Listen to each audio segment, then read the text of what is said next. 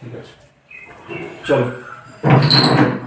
আজকে তোমাদের শুরু হতে চলেছে ক্লাস 12 এর প্রথম টেক্সট, যেটা হচ্ছে কবিতা। তার নাম হচ্ছে ইউলিসিস, লিখেছে আলফ্রেড লর্ড টেনিসন। তোমাদের সিলেবাসে দুখানা কবিতা আছে, কালকে আলোচনা করেছিলাম। সেখান থেকে 10 মার্কসের এমসিকিউ করবে, পাঁচটা করে। ঠিক আছে, আমরা আজকে প্রথম কবিতা দিয়ে শুরু করব। আর তিনখানা আছে প্রোজ সেকশন থেকে, দুটো শর্ট স্টোরি আর একটা এসে। ঠিক আছে, আজকের এই টেক্সট হচ্ছে একটা, প্রথমত ইটস আ পোয়েম, তাই বললাম। লিটারেচারকে নর্মালি তিনটে ভাগে ভাগ করা হয়, পোয়েমের দিক থেকে একটা, প্রোজের দিক থেকে একটা, আর ড্রামার দিক থেকে একটা। তোমাদের সিলেবাসে তিনটাই আছে, একটা ড্রামাও আছে বলেছি, রাইডার্স টু দ্য সি। তো যে কোনো টেক্সট পড়ার আগে প্রয়োজন হয়, যেহেতু তোমরা ক্লাস 12 এ উঠে গেছো, তোমাদের সিলেবাসটাও ডিমান্ড করছে এরকম যে একটু যে রাইটার হবে, যে অথার হবে টেক্সটার, সেটার সম্পর্কে একটু জেনে নাও। প্রথম কাজ, যে লোকটা কোন যুগের কবি, তার ব্যাকগ্রাউন্ড কি, কনটেক্সট কি, সেই সমস্তটা আমাদের জেনে নেওয়া উচিত। তো ইংরেজি সাহিত্যকে বেশ কয়েকটা এজে ভাগ করা হয়। ঠিক আছে, তো এই যে অ্যালফ্রেড লর্ড টেনিসন যে এজে বিলং করছেন, সেই এজটার নাম হচ্ছে ভিক্টোরিয়ান এজ।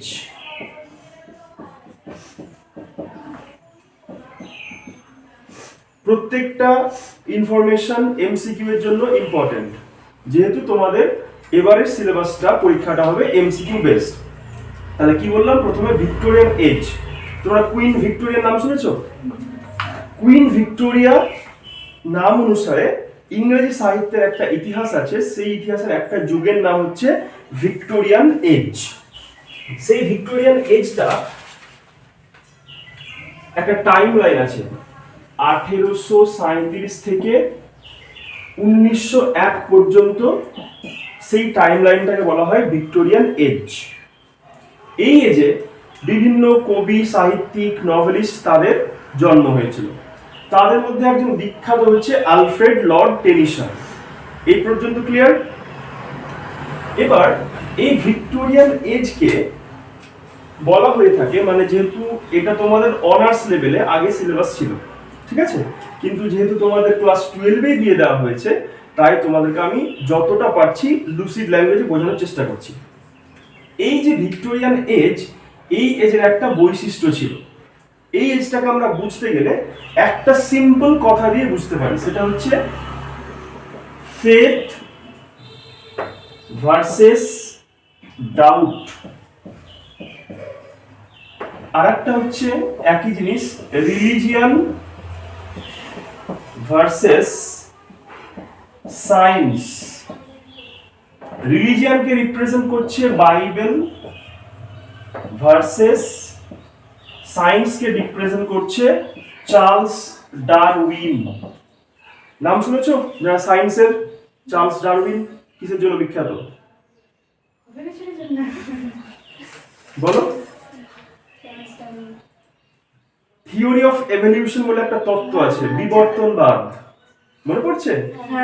সেই এই যে চার্লস ডারউইন, এই যুগের লোক, তিনি একটি বই লিখেছিলেন, চার্লস ডারউইন। বইটির নাম হচ্ছে on the origin of species. ঠিক আছে, এই বইটি তিনি লিখে একটি থিওরি দিলেন, থিওরিটার নাম হচ্ছে থিওরি অফ এভলিউশন।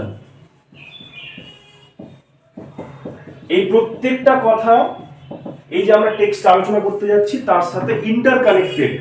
এমনি নরমালি বাংলা মানে করে টেক্সটটা পড়লে কিছুই বুঝতে পারবে না, ঠিক আছে?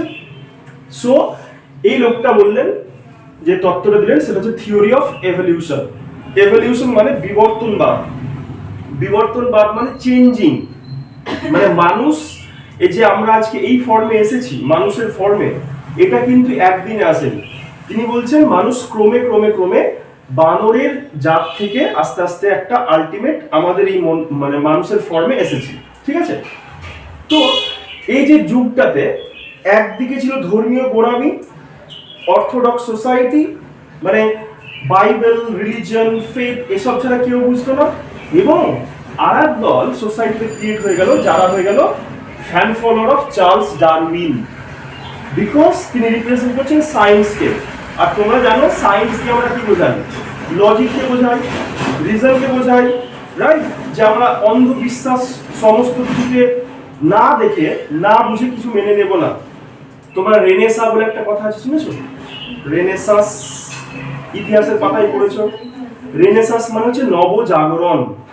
অর্থাৎ আগে মানুষ যে সমস্ত ধর্মীয় কুসংস্কার, গোঁড়ামি সেগুলোর বিরোধিতা করে একটা নতুন যুগের সূচনা হলো, নবজাগরণ হলো মানুষের, সেটাকে বলে রেনেসাস। কাইন্ড অফ থিং হচ্ছে আমাদের এই ভিক্টোরিয়ান পিরিয়ডের বাইবেল ভার্সেস চার্লস ডারউইনের যে তত্ত্বটা। এই এজের প্রত্যেকটা যে লেখা, লিটারেচার, সেই লেখার মধ্যে তুমি এই পার্টিকুলার যে 3-4টে পয়েন্ট বললাম সেগুলো দেখতে পাবে। মানে মানুষ কি করবে বুঝতে পারছে না, সায়েন্সকে বিলিভ করবে নাকি রিলিজিয়নকে বিলিভ করবে, এই একটা দ্বন্দ্ব, দোমনা একটা ভাব প্রত্যেকটা লেখার মধ্যে দেখা যায়। আমরা যখন এই টেক্সটটা আরেকটু পরে অ্যানালিসিস করতে শুরু করবো তখন দেখতে পাবে তোমরা। তো এই এজটাকে, ভিক্টোরিয়ান এজটাকে আরো একটা এজের মানে আর একটা কনসেপ্টের জন্য ভাবা হয়, সেটা হচ্ছে ইন্ডাস্ট্রিয়াল রেভলিউশন। তোমরা নাম শুনেছো ইন্ডাস্ট্রিয়াল রেভলিউশনের? শিল্প বিপ্লব যেটাকে আমরা বলি, শুনেছো? সেটারই ইংরেজি নাম হচ্ছে ইন্ডাস্ট্রিয়াল রেভলিউশন। মানে এই সময় থেকে তোমরা ঔপনিবেশিকবাদের কথা শুনেছো, কলোনিয়ালিজম যেটাকে ইংরেজিতে বলা হয়। তো এই পার্টিকুলার সময়ে ব্রিটিশ ইম্পেরিয়ালিজমের চরম হারে এক্সপ্যানশন শুরু হয়েছিল। মানে ব্রিটিশ রাষ্ট্র তাদের সাম্রাজ্য, আধিপত্য সারা বিশ্বে ছড়িয়ে পড়েছিল, রাইট? সো সব দিক থেকে এই এজটা হচ্ছে ফুল ফ্লেজেড। ইন্ডাস্ট্রিয়াল রেভলিউশন বলো, ব্রিটিশ এম্পিরিয়ালিজম বলো, আর সাথে সাথে সোসাইটাল একটা ইম্প্যাক্ট, এরকম একটা কাইন্ড অফ কনফ্লিক্টের সূচনা করেছিল এই এজটা। এই পর্যন্ত ক্লিয়ার? মোটামুটি এজটার মোটামুটি আইডিয়া আসলো। চলো দেখো, আমরা লাইনটা শুরু করেছি, I can not rest from travel, I will drink life to the lees. এটা হচ্ছে তোমাদের এই কবিতারই একটা পার্টিকুলার লাইন। এটা হচ্ছে এই পার্টিকুলার লাইনটা কবিতাটার মোটো, মানে নীতি কথা, মেন যে বৈশিষ্ট্য কবিতাটার মধ্যে সেটা। এবং মাথায় রাখতে হবে, যেহেতু এমসিকিউ বেসড, প্রত্যেকটা line by line, word by word, phrase by phrase তোমাদেরকে কিন্তু বুঝতে হবে, নাহলে কিন্তু আনসার করা মুশকিল হতে পারে।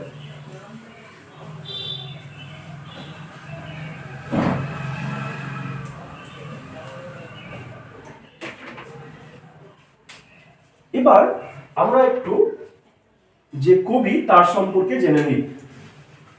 তার টাইম লাইনটা হচ্ছে 1809 থেকে 1892। এই কবি ছিলেন পোয়েট লরেট।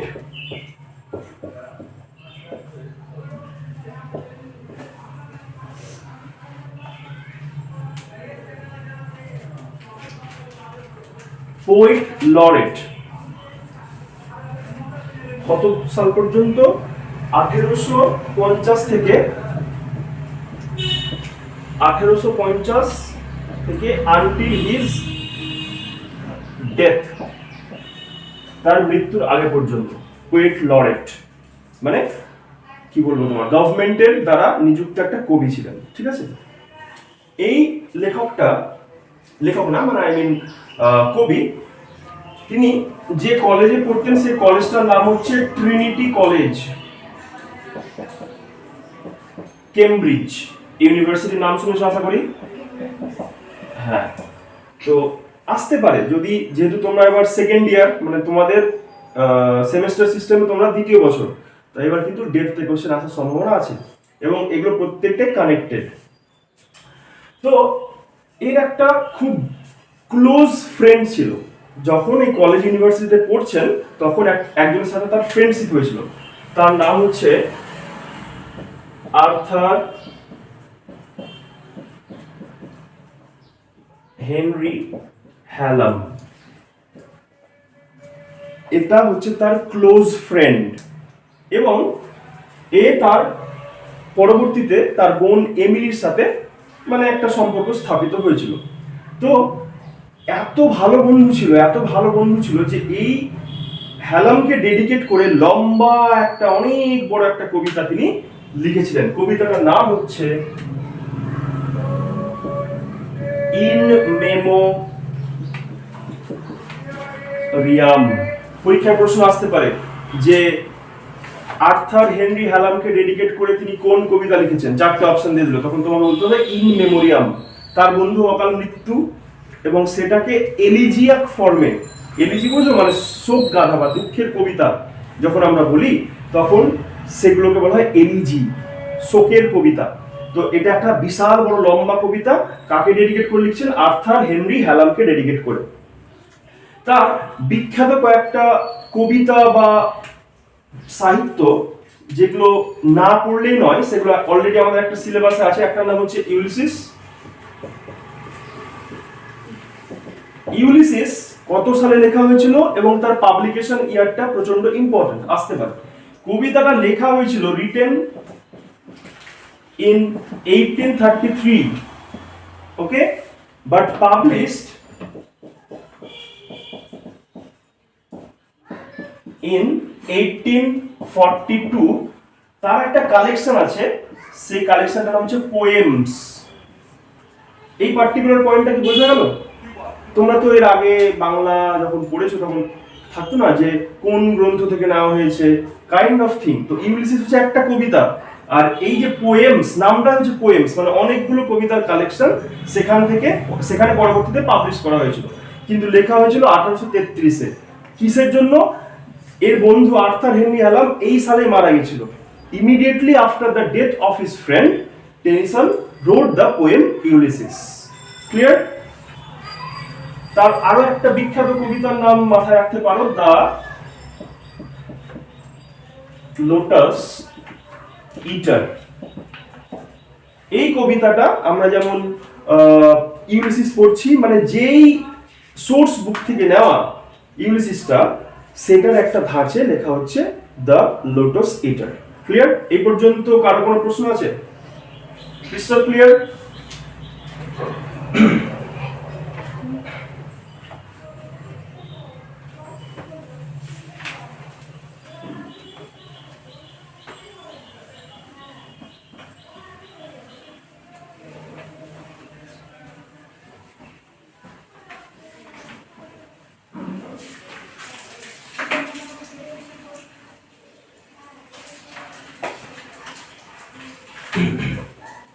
এবার আমরা কবিতার মধ্যে চলে আসছি। তাহলে আবার তোমাদেরকে রিক্যাপ করে দিচ্ছি যে এজটার কবিতাটা, সেই এজটা হচ্ছে all about spirit, all about a conflict between science and religion, between Charles Darwin and Bible, between faith versus doubt. এই সময়ে মানে সোসাইটির যে বৈশিষ্ট্য, তারা কি করেছিল, তারা একটা ট্রোডেন ওয়ার্ল্ড থেকে আনট্রোডেন ওয়ার্ল্ডে যেতে চেয়েছিল, মানে নোন টু আননোন। সায়েন্স তা আমাদেরকে সেটাই করে, তাই না? এক্সপেরিমেন্টের মধ্য দিয়ে, মানে যা কিছু সম্ভব নয় সেটাকে অনেক ক্ষেত্রে সম্ভব করে দেখায়, মানে এক্সপেরিমেন্টের মধ্য দিয়ে, পর্যবেক্ষণ, এক্সামিনেশনের মধ্য দিয়ে। তো এই এজের বৈশিষ্ট্যটা হচ্ছে যা কিছু অজানা সমস্ত কিছুকে তারা ভেদ করে মানে দেখতে চায় যে কি আছে এটার মধ্যে। এটাই ছিল এই এজের বৈশিষ্ট্য। ক্লিয়ার?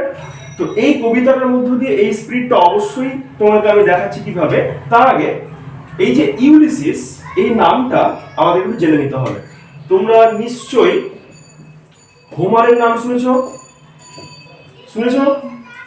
হোমার কেউ শোনেনি? ব্লাইন্ড কবি হোমার, এবার শুনে থাকবে দেখবা। দ্য ইলিয়াড অ্যান্ড ওডিসি নাম শুনেছো? তাও শোনোনি? তো হোমারের বিখ্যাত দুটো লেখা আছে, একটা নাম হচ্ছে দ্য ইলিয়াড আর একটা নাম হচ্ছে দ্য ওডিসি। ইতিহাসের পাতায় ছোটবেলায় তোমরা অবশ্যই পড়ে থাকবা ইলিয়াড, ওডিসি, এগুলোকে বলা হয় এপিক, বাংলায় বলা হয় মহাকাব্য। ঠিক আছে, পৃথিবীর এখনো পর্যন্ত সব থেকে বিখ্যাত দুটো মহাকাব্যের নাম হচ্ছে, একটা নাম হচ্ছে দ্য ইলিয়াড, একটার নাম হচ্ছে ওডিসি। ইলিয়াড হচ্ছে, সংক্ষেপে বলি যাতে কানেকশনটা বুঝতে পারো, ইলিয়াড হচ্ছে একটা যুদ্ধ হয়েছিল ট্রয়ে 10 বছর ধরে। সেই যুদ্ধটা হচ্ছে ইলিয়াডের যুদ্ধ বা ট্রয়ের যুদ্ধ। ঠিক আছে, ইলিয়াডের যুদ্ধ শেষ হওয়ার পরবর্তী পর্যায়ে আরো 10 বছর যেটা জার্নি, সেটা নিয়ে নাম হচ্ছে ওডিসির গল্প। এটা হচ্ছে এক লাইনের গল্প।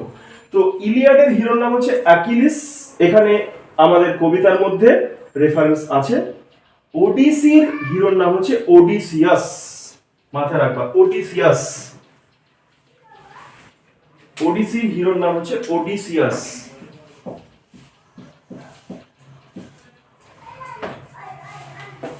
ওডিসিয়াস, ওডিসি তার হিরোর নাম, মানে প্রোটাগনিস্ট যেটাকে বলা হয়, মেন ক্যারেক্টার, সেটা হচ্ছে ওডিসাস। এই ওডিসাসের ল্যাটিন নেম হচ্ছে ইউলিসিস। বোঝা গেল? মানে ইউলিসিসও যে, ওডিসাসও তে সেই, বুঝতে পেরেছো? ওডিসাসটা হচ্ছে গ্রিক নেম, যেহেতু এই দুটো হচ্ছে গ্রিস সাহিত্যের দুটো টেক্সট, দুটো মহাকাব্য, তার ল্যাটিন নেমটা হচ্ছে ইউলিসিস। তা আমাদের কবিতার নাম ইউলিসিস। তাহলে আমরা বুঝতে পারলাম, যদি তোমাদেরকে অপশনাল পরীক্ষায় প্রশ্ন আসে যে ইউলিসিস কবিতাটা ডিরেক্ট ইন্সপিরেশন কোথা থেকে নিচ্ছেন, যদি এরপরে যেটা বলবো সেটা যদি না থাকে, তখন যদি হোমার থাকে, ওডিসি থাকে, তখন সেটাতে ঠিক করতে হবে। কিন্তু এই ওডিসি আমরা দেখছি কি, যে ওডিসাস সে হচ্ছে এখানে 10 বছর যুদ্ধ করেছে। ঠিক আছে, আর 10 বছর যেটা এই ওডিসির কাহিনী, সে বাড়ি ফিরছে ওডিসাস। তার হোমল্যান্ডের নাম হচ্ছে ইথাকা, একটা জায়গার নাম, তার রাজত্বের নাম হচ্ছে ইথাকা। সে ছিল কোথায়? ট্রয়ে, গ্রিস, এসব জায়গায় ছিল। 10 বছর ধরে যুদ্ধ করেছে। একবার ইমাজিন করে দেখো, বাড়ি থেকে 10 বছর, স্ত্রী ছাড়া, পুত্র ছাড়া, তার দেশ ছাড়া। ঠিক আছে, প্লাস যুদ্ধ শেষ হলো, বাকি 10 বছর আবার যুদ্ধের পরে ফিরছে, সমুদ্র পাড়ি দিয়ে ইত্যাদি, মেডিটেরিয়ান সি পাড়ি দিয়ে, এগুলো সমস্ত রেফারেন্স কবিতার মধ্যে আছে। সে বাড়ি ফিরছে ইথাকাতে। তাহলে টোটাল কত বছর হলো? 20 বছর। টোটাল 20 বছর পর সে বাড়ি ফিরছে। ঠিক আছে, তো হোমারের ওডিসি যেটা দেখাচ্ছে যে সে 10 বছর প্লাস 10 বছর 20 বছর পর বাড়ি ফিরছে ইথাকাতে, দিয়ে একটা তোমার একটা আইডেল কিং এ পরিণত হয়ে গেছে, মানে একটা ব্যালান্সড পাওয়ার। মানে এই লোকটা দেখো, যে 20 বছর যুদ্ধের সাথে লিপ্ত ছিল, তাকে যদি হঠাৎ করে কোন একটা জায়গায় বসিয়ে দেওয়া হয়, তো লোকটার পরিস্থিতি বা মেজাজ কিরকম হবে? খিটখিটে হয়ে যাবে। মানে কারণ কি, সে সব সময় মুভিং এ ছিল, সব সময় সে যাত্রার মধ্যে ছিল, কিন্তু তাকে এখন এনে বসিয়ে দেওয়া হয়েছে কোন একটা জায়গার মধ্যে, স্থির করে দেওয়া হয়েছে। অতএব তার মনে হবে he is a fish out of water. তুমি যদি একটা মাছকে জল থেকে ছেড়ে দাও, মাছটা যেভাবে ছটপট করে, এই লোকটাও কিন্তু সেরকম ছটপট করতে শুরু করেছিল। কিন্তু হোমারের ওডিসি ওই ছটপটটা বা ওই একটা ডিসঅর্ডার টেম্পারামেন্ট সে অর্থে দেখায়নি। আমাদের অ্যালফ্রেড টেনিসন যেই বইটা থেকে বেশি ইন্সপিরেশন নিয়েছেন, সেটা হচ্ছে এটা, সেটা হচ্ছে দান্তে বলে একটা কবি ছিল, তার একটি টেক্সট আছে, দ্য ডিভাইন কমেডি। ঠিক আছে, সেই ডিভাইন কমেডির অনেকগুলো সেকশন আছে, টোটাল 3টে সেকশন। ইনফার্নো মানে হচ্ছে হেল, প্যারাডাইসো মানে হচ্ছে হেভেন, আর একটা নাম হচ্ছে পার্গেটোরিও, মানে হচ্ছে তোমরা আগেকার যুগের লোকেরা সোডা ওয়াটার করতো জামা কাপড় পরিষ্কার করার জন্য, জানো এটা? কড়াইয়ের গরম জল করতো, দিয়ে সোডা ফেলে দিত। তো এই পার্গেটোরিওটা হচ্ছে ওই রকম, মানে যে পাপও করছে না, পুণ্যও করছে না, তাকে ওই মিডিলে একটা সেদ্ধ করতে, মানে যার পাপের পরিমাণটা অনেক বেশি, তাকে ওই পার্গেটোরিওতে অনেক দিন সেই শাস্তিটা ভোগ করতে হতো, তারপরে সে ট্রান্সফার হয়ে যেত। তো তিনটে সেকশনের মধ্যে একটা সেকশন নাম হচ্ছে কি বললাম, ইনফার্নো। ইনফার্নো মানে হচ্ছে হেল। এই ইনফার্নো অনেকগুলো সেকশনস আছে, তার মধ্যে 26 নাম্বার যে চ্যাপ্টার যেগুলো বলা হয় ক্যান্টো, 26 নাম্বার ক্যান্টো থেকে ইউলিসিসের কবিতাটার ইন্সপিরেশন নেওয়া হয়েছে। দান্তে হচ্ছে কবি, তিনি তার ইমাজিনেশনের পাওয়ারের ভর করে তিনি যাচ্ছেন কোথায়, হেল হেভেন এসব দেখতে, ঠিক আছে, ইমাজিনেশনের ভর করে। তো সেখানে যখন তিনি হেলে পৌঁছালেন, তোমরা নিশ্চয়ই শুনে থাকবে মিরাজ বলে একটা কনসেপ্ট আছে ইসলামে, মিরাজ, সবে মিরাজ, জানো না, ওইটা কাইন্ড অফ থিং। তো সেই 26 নম্বর ক্যান্টোতে ইনফার্নো যখন তিনি যাচ্ছেন, তখন ইউলিসিসের স্পিরিটের সাথে দেখা হচ্ছে আমাদের কার, দান্তে। সেই দান্তে তার আগে, ইউলিসিসের আগে একটা ক্যারেক্টারের সাথে দেখা হয়েছিল, তার নাম হচ্ছে হারকিউলিস। হারকিউলিস নাম শুনেছো? একটা সাইকেল কোম্পানির নাম হারকিউলিস।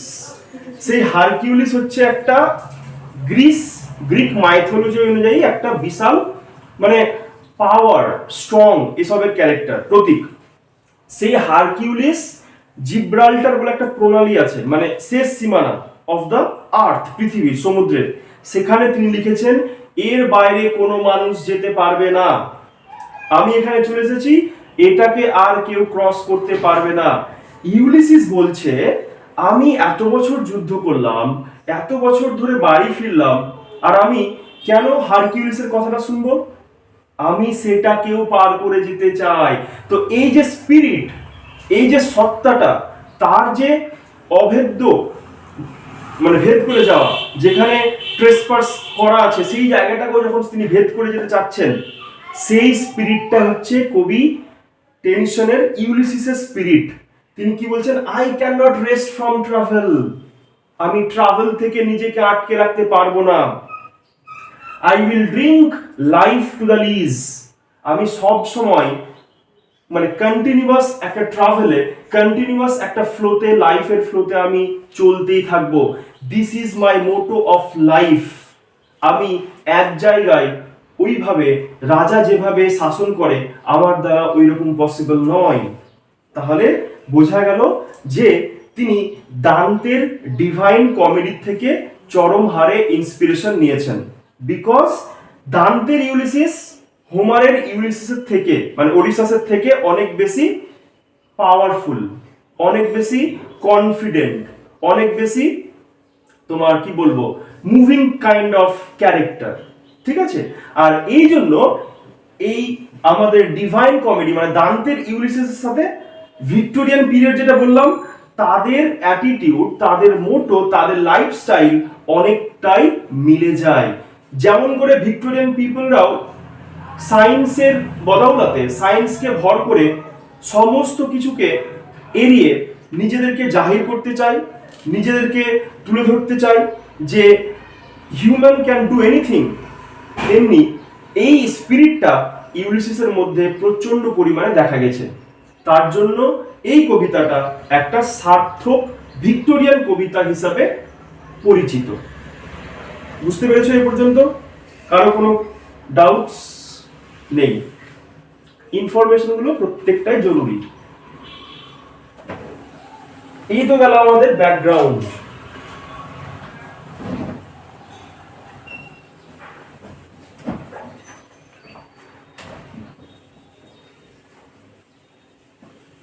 এবার আর একটা জিনিস তোমাদেরকে জানতে হবে, তারপর আমরা ডিরেক্ট কবিতায় চলে যাব।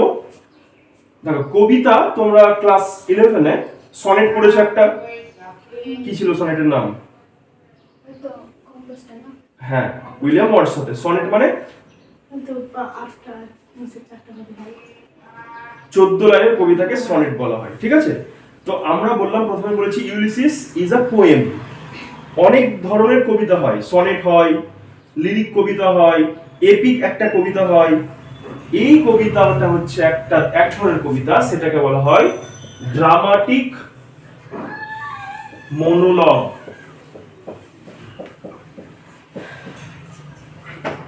ড্রামাটিক মনোলগ প্রচন্ড ইম্পর্টেন্ট। দেখো এখানে দুটো কথা আছে, একটা হচ্ছে ড্রামাটিক আর একটা হচ্ছে মনোলগ। কেউ এই কথাটা কখনো শুনেছো? ড্রামাটা তো নিশ্চয়ই শুনেছো, মনোলগ কথাটা কেউ শুনেছো কোনোদিন? মানে কিছু বলতে পারবা? মনোসিলেবল কথাটা শুনেছো? মানে কি?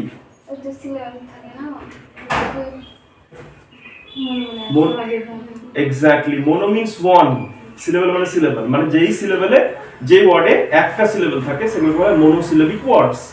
তেমনি এখানে মোনো মানে ওয়ান বা সিঙ্গেল, আর লগ মানে হচ্ছে ওয়ার্ডস বা কথা বা স্পিচ, ওয়ার্ডস বা স্পিচ। তার মানে মানেটা কি দাঁড়ালো? সিঙ্গেল স্পিচ, অন স্পিচ, কোনো একজনের স্পিচ। আর তার আগে কি আছে? ড্রামাটিক। ড্রামাটিক মানে নাটকীয় অ্যাকশন থাকবে, ঠিক আছে? তো এটা একটা জনরা বলা হয় এগুলোকে, মানে লিটারেচারের ধরন বলা হয়। তো এটা ফ্লারিশ করেছিল, শুরু হয়েছিল লেখা ভিক্টোরিয়ান পিরিয়ডেই। যিনি প্রথম ড্রামাটিক মনোলগ লিখেছিলেন তার নাম হচ্ছে রবার্ট ব্রাউনিং। তোমাদের ছিল এটা কোন টেক্সট?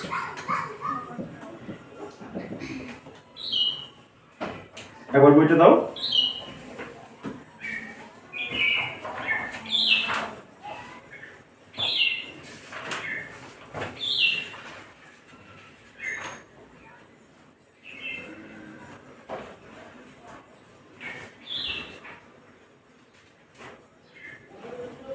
ওকে, সো রবার্ট ব্রাউনিং আর একটু আগে আমরা যেটা বললাম অ্যালফ্রেড লর্ড টেনিসন, এরা হচ্ছে সমসাময়িক কবি।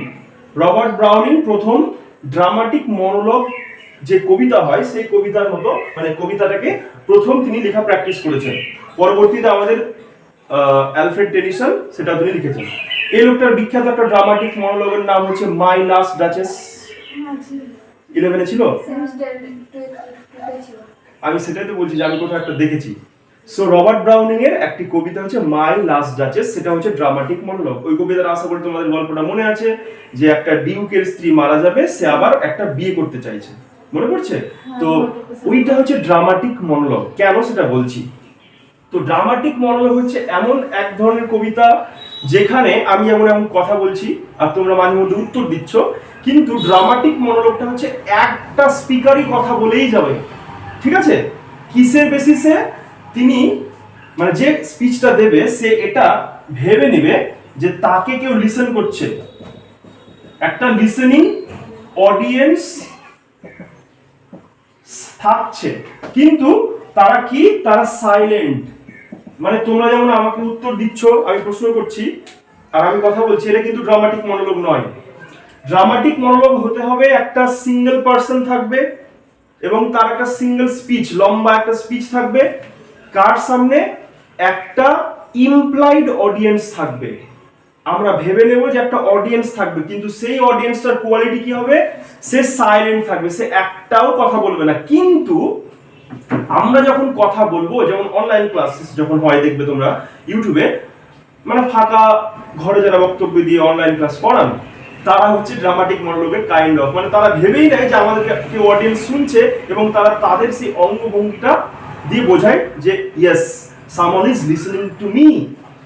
সিমিলারলি এই কবিতার মধ্যে একটা স্পিকার থাকবে, সেই স্পিকারটা ভেবে নেবে যে তার সামনে অডিয়েন্স আছে এবং এই অডিয়েন্সগুলো সাইলেন্ট, অডিয়েন্সটা সাইলেন্ট, সে একটা লম্বা স্পিচ দেবে। এখানে ইউলিসিস হচ্ছে দ্য স্পিকার। ইউলিসিস যে ক্যারেক্টারটা, সে হচ্ছে স্পিকার। সে তার ম্যারিনার্স, তার ফলোয়ার্স, তার যারা বন্ধু বান্ধব, তাদের সামনে বক্তব্যটা তুলে ধরছে। তার এই ড্রামাটিক মনোলগ লেখার পিছনে কারণ কি?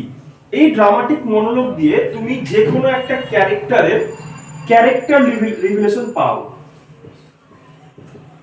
ক্যারেক্টার রিভিলেশন মানে একটা ক্যারেক্টার কিরকম। তোমরা যেমন মাই লাস্ট ডাচেস পড়েছিলে, তো ডিউকটার ক্যারেক্টার কিরকম মনে হয়েছিল? ভালো না খারাপ? খারাপ। কারণ কি? দেখো, ও এতটাই জেলাস বা possessed ওর স্ত্রীর প্রতি পজিশনাল জেলাসি, যে তার স্ত্রী কারোর সাথে যদি একটু ভালোভাবে কথা বলতো সেটাও সে সহ্য করতে পারতো না। দিয়ে এরকম একটা লাইন ছিল না যে কেউ যদি এক তোড়া গোলাপ দিত তাও রাজা জেলাস ফিল করতো, এবং এই জেলাস ফিলিং এর পরিমাণটা এত বেশি যে সে তার স্ত্রীকে মার্ডার করে দিয়েছে। দিয়ে তিনি অঙ্গভঙ্গিতে দেখাচ্ছেন this is my last duchess, মানে পেন্টিংটা দেখাচ্ছে যখন একটা ঘটক আসছে, কনভয় আসছে না, দিয়ে বলছে যে আমার জন্য একটা পাত্রী খুঁজে দিন। তার মানে আমরা বুঝতে পারলাম এখানে ডিউকের ক্যারেক্টারটা মোটেও ভালো নয়। সে হচ্ছে একটা খুবই সাইকো টাইপের ক্যারেক্টার, জেলাস টাইপের ক্যারেক্টার, যে একটা ন্যাচারাল যে হিউম্যান ইনস্টিংক্ট সেটাকে সহ্য করতে পারে না।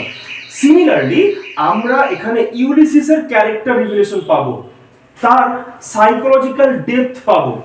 কিরকম ক্যারেক্টার?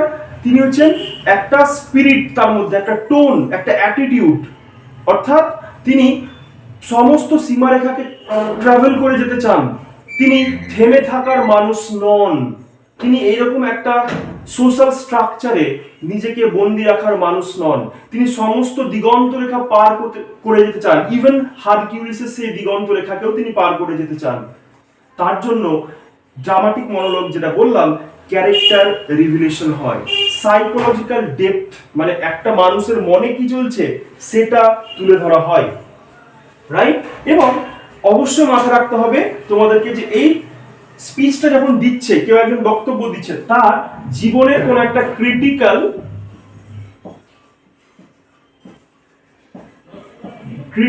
মুমেন্টকে তুলে ধরা হয়, তার জীবনের কোন একটা ক্রিটিক্যাল মুমেন্টকে তুলে ধরা হয়। অর্থাৎ সে কোনো না কোনো একটা এমন পর্যায়ে থাকছে যেটা থেকে সে অব্যাহতি পাচ্ছেন না। যেমন আমাদের মাই লাস্ট ডাচেসে তোমরা দেখেছিলাম ওই লোকটা একটা কি বললাম, ডিউক নিজের স্ত্রীকে মার্ডার করেছে, আবার একটা নতুন বিয়ে করতে যাচ্ছে। So this is a critical situation. Similarly ইউলিসিসও ক্রিটিক্যাল সিচুয়েশন, সে না পারছে রাজত্ব সামলাতে, না পারছে বাইরে যেতে, তার একটা কনফ্লিক্ট নেচার তোমরা দেখতে পাবে এই কবিতার মধ্য দিয়ে। তাহলে ওভারঅল ড্রামাটিক মনোলগ ক্লিয়ার? পরীক্ষা যদি প্রশ্ন আসে যে this is an example of, দিয়ে চারটা অপশন দিয়ে দিল, ড্রামাটিক মনোলগ, সনেট, লিরিক, তখন ড্রামাটিক মনোলগ বলতে হবে। এই অবধি কারো কোনো প্রশ্ন থাকলে বলো। আছে? নেই?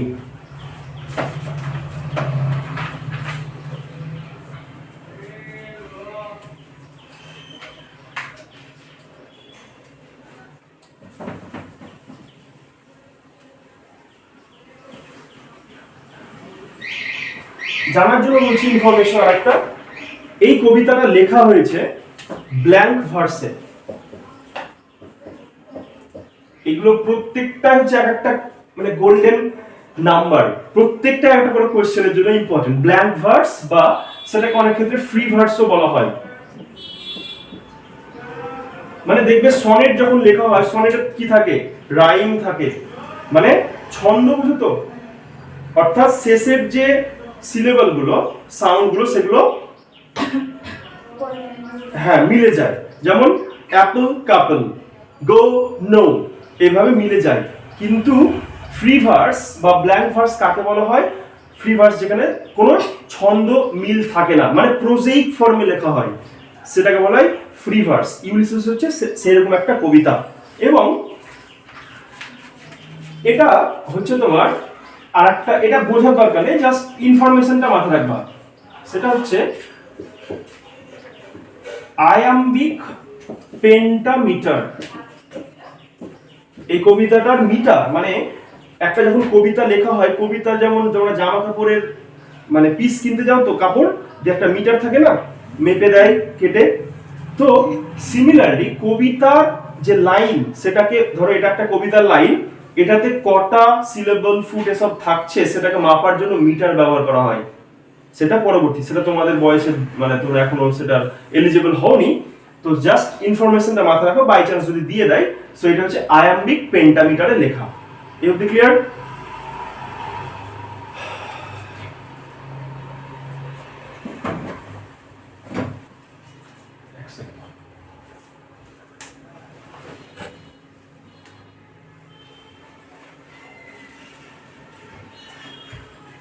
এবার আমরা কবিতায় চলে আসব। কবিতাটাকে বোঝার জন্য আমরা মেনলি 3টে সেকশনে ভাগ করতে পারি কবিতাটাকে। কবিতাটা কিন্তু ছোট, তা কিন্তু অনেকটা বড় কবিতা, হ্যাঁ। আর আমরা প্রথমে এটা শুরু করলাম কারণ এটার মধ্যে অনেক ইনফরমেশন আছে, অনেকগুলো জিনিস তোমাদের জানতে হবে। প্লাস তোমরা জানো যে টেক্সচুয়াল গ্রামার এখান থেকে থাকবে, ফিগার অফ স্পিচও মাঝে মধ্যে প্রশ্ন দিয়ে দিতে পারে, তাই আমাদের কবিতাটা ইন বিটুইন লাইন করতে হবে। তো আমি কি বললাম, আমরা সেটাকে কবিতাটাকে 3টে সেকশনসে ভাগ করতে পারি। প্রথম যে সেকশনটা, সেটাতে তোমরা দেখতে পাবা যে ইউলিসিস ঘরে ফিরে গেছে 20 বছর পর। ইউলিসিসেস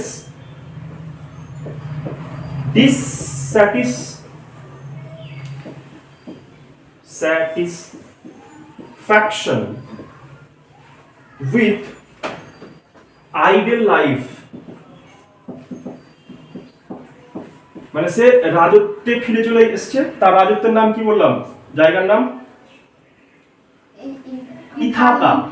ইথাকা, ঠিক আছে। তো আইডল মানে হচ্ছে অলস, সে বাড়ি ফিরে চলে এসেছে, ইথাকায় ফিরে চলে এসেছে, কিন্তু সে শান্তি পাচ্ছে না, রাইট। তাই তার প্রথম কবিতার যে পার্টটা মোটামুটি 20-25 লাইন নাগাদ, সেখানে আমরা তার ডিসস্যাটিসফ্যাকশন, অস্বস্তি, তার ভালো লাগছে না, সে একটা ছিল, মানে মনে হচ্ছে যে সে একটা মুক্ত পাখি ছিল, হয়ে গেছে সে একটা কেজড বার্ড, খাঁচার পাখি হয়ে গেছে, তাই তার আর ভালো লাগছে না। তো কবিতার প্রথম পার্টে যখন তোমাদের টেক্সটটা পড়াতে শুরু করছি, তখন তোমরা দেখতে পাবে সেটা হচ্ছে তার dissatisfaction with ideal life. Second পার্টের কবিতাটা আমরা দেখতে পাবো তার পুত্র, description of his son Telemachus.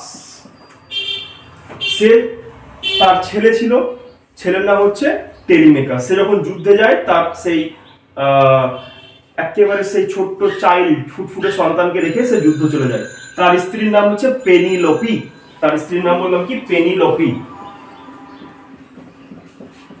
একটা মজার কাহিনী আছে পেনিলোপি নিয়ে। পেনিলোপিস নিডল ওয়ার্ক বলে একটা ইংরেজিতে কথা আছে।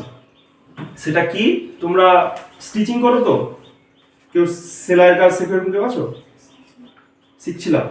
তো এই মেয়েটি পেনিলোপি, ওই আমরা আগে দেখবে, আগে মা ঠাকুমাদেরকে দেখতাম তারা ওই কাঁথা সেলাই করে। তো পেনিলোপি কাইন্ড অফ জামা কাপড় সেলাই করতো। তো সে 20 বছর ধরে তার স্বামীর জন্য অপেক্ষা করছে। তার মানে তার মধ্যে সেই পেশেন্স, লয়ালটিটা আমরা বুঝতে পারছি। তাই জন্য বলা হয়, একটা ইংরেজিতে ফ্রেজ হয়ে গেছে, পেনিলোপিস নিডল ওয়ার্ক, মানে যার ধৈর্য ক্ষমতা অনেক বেশি, যার লয়ালটি অনেক বেশি।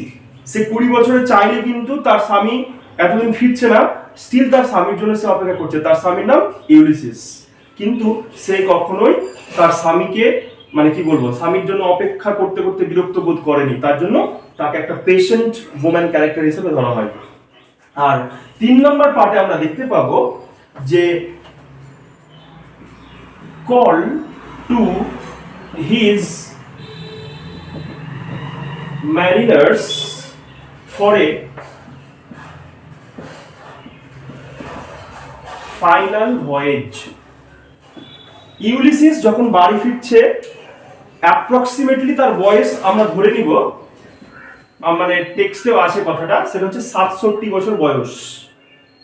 তো 67 বছর বয়স, তাকে আমরা নর্মালি বয়স্ক লোক বলি, এজেড পার্সন বলি। তার কাজ কি হবে, বাড়িতে চুপচাপ শুয়ে বসে থাকা। এই লোকটা বলছে 67 বছর বয়সে এসেও তার ম্যারিনার্স, মানে তার যারা কলিগস, তার যারা সহকর্মী, ফলোয়ার্স, ফ্রেন্ডস, তাদের উদ্দেশ্যে বলছে, চলো আরো একটা শেষ ভয়েজ, মৃত্যুর আগে, ভয়েজ মানে পাড়ি দেওয়া, সমুদ্রে পাড়ি দেওয়া, আর একটা করে ফেলি। কেন? Age is just a number. খ্রিস্টান ধর্ম অনুযায়ী মানুষের গড় আয়ু ছিল 70 বছর। সে অর্থে তাহলে ইউলিসিসের কাছে আর কয় বছর বাকি আছে? 3 বছর। সেই 3 বছরটাকেও সে ইউটিলাইজ করতে চায়। বুঝতে পেরেছো? তো এটা হচ্ছে কবিতাটার মেন সেকশনস। এই পর্যন্ত কারো কোনো যদি প্রবলেম কিছু থাকে তো বলো। নেই? সব ক্রিস্টাল ক্লিয়ার?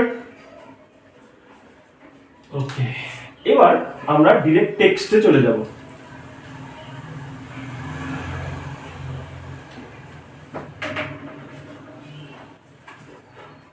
যার যে জায়গাটায় প্রবলেম হবে বুঝতে, কারণ কবিতাটা সহজ তা কিন্তু নয়, মানে তোমাদের জন্য সহজ তা কিন্তু নয়, এটা অনার্স লেভেলে এখনো আছে, এক্সিস্ট করে। তো তোমাদের সেটা ক্লাস 12 দিয়ে দেওয়া হয়েছে, তাই সেইভাবে একটু পড়তে হবে। কারণ আমি দেখেছি আগের বছরের কোয়েশ্চেন মানে দিচ্ছে, ভালোভাবে দিচ্ছে, লাইন অ্যানালিসিস করতেও এর মধ্যে প্রশ্ন দিয়ে দিচ্ছে। তো চলো, যে ইনফরমেশন গুলো বললাম সেগুলো মাথায় রাখতে হবে। সবাই বই খুলে নাও। হ্যাঁ, সেই ইনফরমেশন গুলো মাথায় রাখতে হবে, কারণ প্রত্যেকটা হচ্ছে এমসিকিউ, আর আমি প্রত্যেকটা এমসিকিউ ধরে ধরে প্র্যাকটিস করাবো।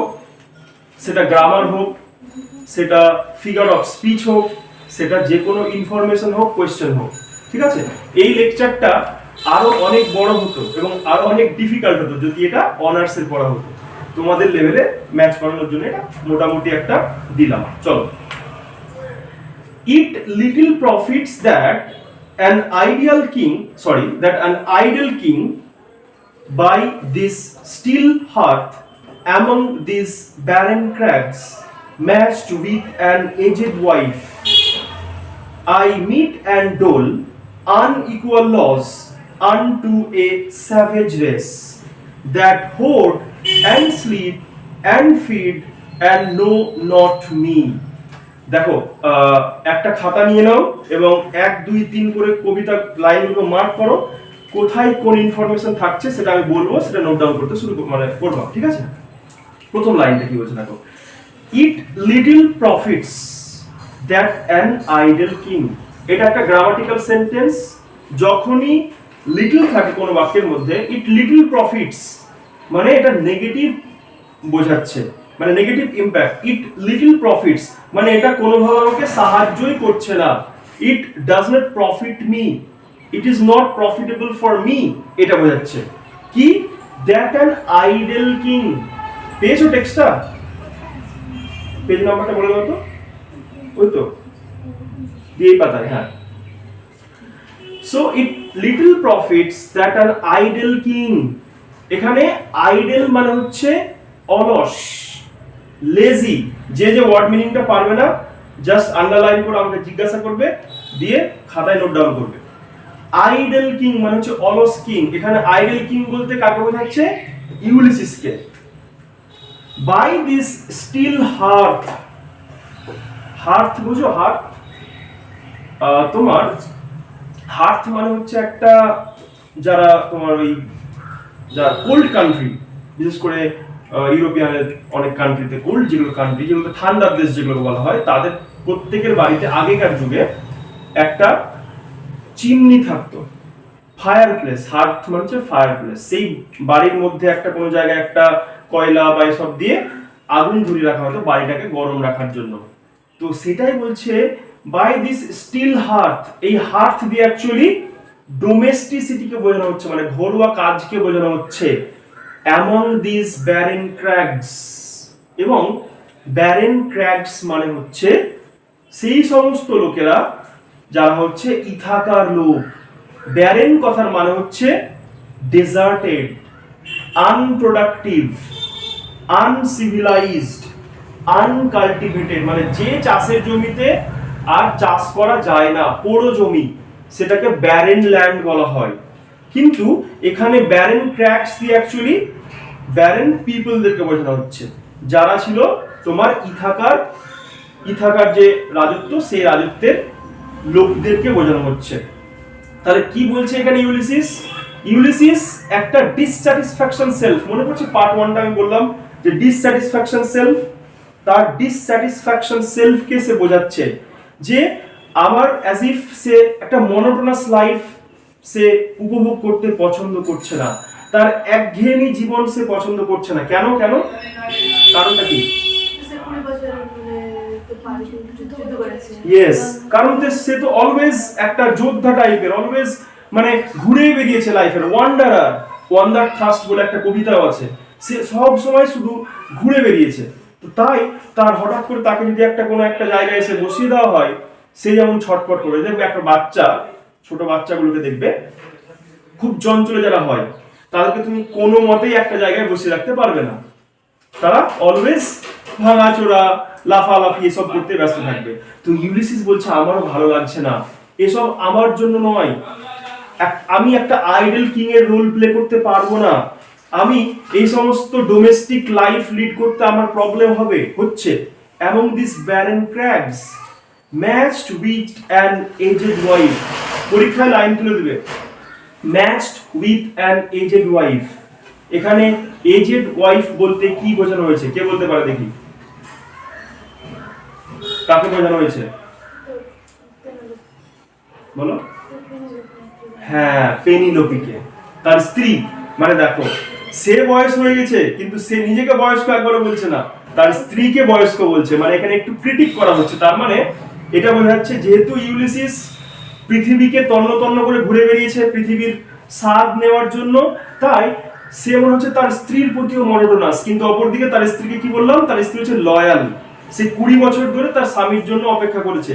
সে বলছে matched with an aged wife, আমার আর এই স্ত্রীকে আমার পোষাচ্ছে না, এই স্ত্রী আর আমার জন্য নয়, আমি বোরিং ফিল করছি। I meet and dole unequal laws unto a savage race. meet and dole এটা হচ্ছে তোমার একটা ফ্রেজ, ঠিক আছে? এটার মানে হচ্ছে ডিস্ট্রিবিউট করা। I meet and dole মানে সার্কুলেট করছি, আইন প্রণয়ন করছি কি, unequal laws unto a savage race, আমি বিভিন্ন আইন, বিভিন্ন নিয়ম কানুন সংবিধান প্রণয়ন করছি কাদের জন্য, কাদের জন্য, এই স্যাভেজ রেসের জন্য। একটু আগে তাদেরকে বলা হলো ব্যারেন ক্র্যাগস, এই ব্যারেন ক্র্যাগস আর স্যাভেজ রেস দুটোই একই, অর্থাৎ ইথাকার সেই সমস্ত লোকজনদেরকে বলা হয়েছে যারা শুধুমাত্র খায়, রাজার আইন মানে, ঘুমায়, দ্যাটস ইট। অর্থাৎ তাদের মধ্যে প্রোডাক্টিভ সেলফ বলে কিছু নেই, তারা শুধুমাত্র খেতে, মজুত করতে আর অলসতায় লাইফ লিড করতেই ব্যস্ত। এই লাইফটা পুরোপুরি ইউলিসিসের সাথে কন্ট্রাডিক্ট করছে। ক্লিয়ার? এই পর্যন্ত clear? that hoard and sleep and feed and know not me, এই দেখো একের বেশি অ্যান্ড আছে, দেখো একটা অ্যান্ড, দুটো অ্যান্ড, তিনটে অ্যান্ড আছে। তো নরমালি অ্যান্ড থাকলে সেই সেন্টেন্সে কি বলা হয় বলো? Exactly, compound sentence. তাহলে আমরা একটা অ্যান্ড দিয়ে সেন্টেন্স তৈরি করতে পারি, কিন্তু এখানে একের বেশি আছে, তাই এটাকে ফিগারেটিভ ল্যাঙ্গুয়েজে বা লিটারারি মানে ফিগার অফ স্পিচ অনুযায়ী এটাকে বলা হয় পলিসিনডেটন। পরীক্ষার প্রশ্ন আসবে পলিসিনডেটন। পলি মানে দুই বা তার বেশি, সেটাকে বোঝায়, ঠিক আছে? সিনডেটন অর্থাৎ এখানে দেখো অনেকবার অ্যান্ড ব্যবহার করা হয়েছে, এটাকে বলা হয় পোয়েটিক ল্যাঙ্গুয়েজ বা figure of speech, figurative language. যখন, তাহলে আমরা একটা ফিগার মোটামুটি আন্দাজ পেলাম, যখন কোনো বাক্যে একের বেশি কনজাংশন থাকবে, অ্যান্ড তো একটা কনজাংশন পার্টস অফ স্পিচের, তখন সেটাকে বলবো পলিসিনডেটন। তো বলছে that hoard and sleep and feed and know not me, এখানে দ্যাট মানে ওই সমস্ত লোকদেরকে বোঝানো হচ্ছে যারা হোড করে, হোড করা মানে যেন মজুত করা, যারা স্লিপ করে মানে যারা ঘুমিয়ে থাকে শুধুমাত্র, অ্যান্ড ফিড খাওয়া দাওয়া করে, তারা আমাকে চেনে না, আমি কে সেটা বোঝে না। অর্থাৎ এই তিনটে জিনিস দেখো, হোড, স্লিপ, ফিড, এই তিনটে মানে মানুষ খায়, মজুত করে আর ঘুমায়, এগুলো দিয়ে কি বোঝানো হয়? সাধারণ জীবনযাপন, মানে যাদের কোনো শুধু মানে অন্ন বস্ত্র আর বাসস্থানটাই লাইফ, তাদের জীবনে আর চাওয়া পাওয়ার কিছু নেই। কিন্তু অপরদিকে ইউলিসিস কি, সে থেমে থাকার মানুষ নয়। তাই তোমাদেরকে বুঝতে হবে ভিক্টোরিয়ান স্পিরিটটা। ভিক্টোরিয়ান স্পিরিট একটা কনসেপ্ট ছিল অর্ডার বা ব্যালেন্স, যেটা আমি বলছিলাম না যে একটা সোসাইটি রিলিজিয়াস মানে বাইবেলকে লিড করে তারা সুন্দর একটা লাইফ লিড করতো, সেটাতে অর্ডার থাকতো, ব্যালেন্স থাকতো, তাদের কোনো প্রবলেম হতো না। অপরদিকে একটা ডিসঅর্ডার মানে একটা নলেজ গেইন করার সেলফ থাকতো। তাহলে তোমরা প্রথম লাইন থেকে বুঝতে পারছো যে এই কবিতাটার মধ্যে একটা কনফ্লিক্ট আমরা দেখতে পাচ্ছি। দেখো দুটো ভাগ হয়ে গেল, একদিকে ইউলিসিস আর একদিকে ওই ইথাকার ব্যারেন ক্র্যাগস, বা যারা আনপ্রোডাক্টিভ মানুষ, বা যারা হচ্ছে তোমার স্যাভেজ রেস।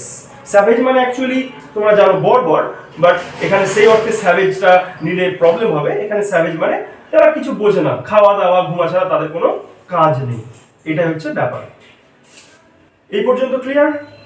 তারপরে কি বলছে দেখো, I can not rest from travel, I will drink life to the lease.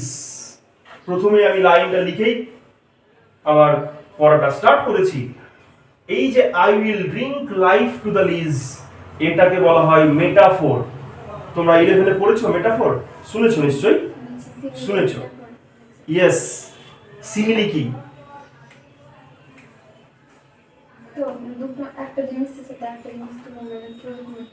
Exactly, দুটো ডিসিমিলার জিনিসের মধ্যে যখন আমরা একটা সিমিলারিটি খুঁজে পাই তখন সেটাকে সিমিলি বলা হয়।